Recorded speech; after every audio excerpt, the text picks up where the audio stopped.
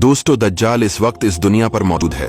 दज्जाल अभी आया नहीं है और किसी को पता नहीं है कि दज्जाल इस वक्त कहाँ है और आखिर में जमीन के किस हिस्से से निकलेगा।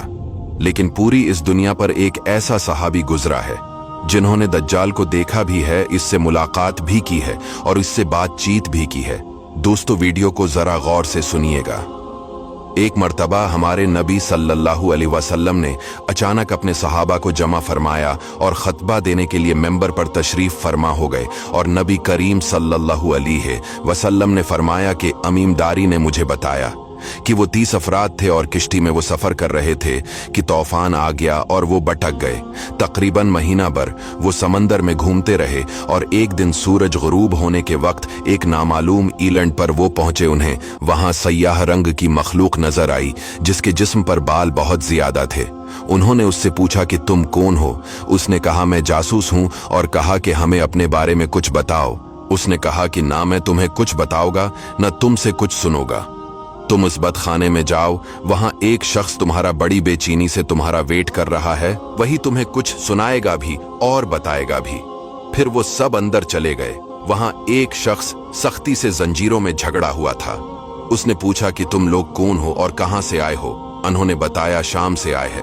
उसने पूछा, अरब का क्या हाल है? और एक शख्स वहां पैदा होना था, उसका क्या हाल है? यानी हमारे नबी अलैहिस्सलाम के बारे में पूछा। सहाबा ने बताया कि वो अच्छे हाल में है। पहले तो उनकी मुखालफत हुई, लेकिन अब वो तमाम अरब पर वो गालिब हो गए हैं। ये सुनकर उस शख्स ने 3 चीखें मारी और बोला कि मैं दज्जाल हूं और कहता है अनकरीब में आजाद हो जाऊंगा और जमीन का चप्पा चप्पा में गुमूंगा और इसका कोई हिस्सा नहीं छोड़ूंगा सिवाय मदीना के, क्योंकि मुझे में वहां जाने की ताकत ना होगी।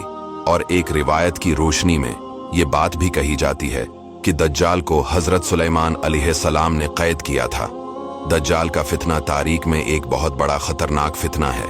दज्जाल का जो हलिया बताया गया है वो ये है कि दज्जाल एक जवान मर्द होगा, लंबा कद होगा, एक आंख से काना होगा और एक आंख खून आलूद हो गए। दज्जाल की पेशानी चौड़ी होगी और उसकी पेशानी पर लिखा होगा काफिर, जिसको हर मुसलमान पढ़ेगा और काफिर को नजर ना आएगा। दज्जाल के निकलने से पहले दुनिया बहुत बुरी हालत में होगी। इसके निकलने से पहले 3 साल पहले इस दुनिया में खशक साली फैली होगी। दीन के मामले में लोगों में कमजोरी पैदा हो चुकी होगी।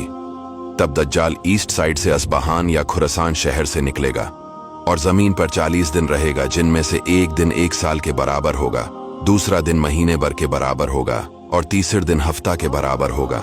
इस मद्दत में दज्जाल अपने गड्ढे पर सवार होकर सारी दुनिया का चक्कर लगाएगा। दज्जाल के इन फितनों की वजह से अहले ईमान सख्त परेशान और तंगी के आलम में भागकर दुखान नामी पहाड़ में पनाह लिए हुए होंगे। लेकिन दज्जाल उनका पीछा करके पहाड़ का गैरा करेगा। तब अल्लाह पाक हजरत ईसा अलैहिस्सलाम को नाजिल फरमाएगा।